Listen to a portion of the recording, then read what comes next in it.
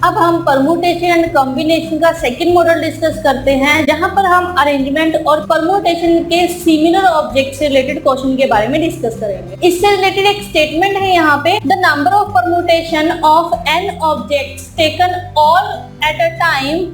where p objects are similar of one type, q objects are similar of second type and r objects are similar of third type will be equal to n factorial divided by p factorial into q factorial into r factorial। ठीक है, यानी कि जो permutations है n objects की, और अगर उन सभी को एक साथ लिया जाए और जहां पर स्पॉल्स की 3 टाइप्स हैं, एक पी टाइप के ऑब्जेक्ट्स हैं वो किसी एक कैटेगरी को बिलोंग कर रहे हैं, ठीक है, कोई एक सिमिलर कैटेगरी है उनमें, और जो क्यू टाइप के ऑब्जेक्ट्स हैं वो किसी दूसरी कैटेगरी को बिलोंग कर रहे हैं, दूसरी कैटेगरी में सिमिलर हैं वो, ठीक है, और जो आर टाइप के ऑब्जेक्ट्स हैं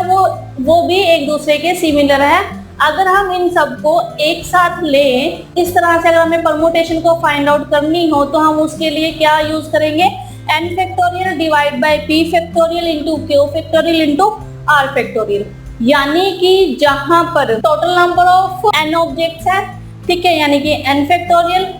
और उनमें से कोई एक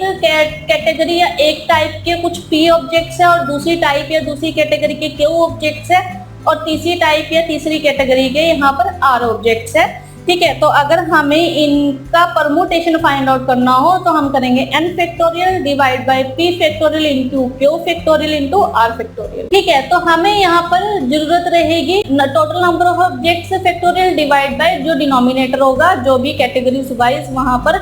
सिमिलर कैटेगरीज या सिमिलर ऑब्जेक्ट्स की वहां पर टाइप होंगी। एक पॉइंट और यहाँ डिस्कस करना चाहूंगी कि ये कोई हार्ड एंड फास्ट रूल नहीं है कि ये 3 टाइप की कैटेगरी पर ही इम्प्लीमेंट होगा, कि 3 ऑब्जेक्ट्स हो अलग अलग कैटेगरीज के, या कोई एक कैटेगरी उसमें सिमिलर है, सेकंड कैटेगरी सिमिलर है, थर्ड कैटेगरी के कुछ ऑब्जेक्ट्स जो एक दूसरे के सिमिलर हैं, ठीक है, उस पर ही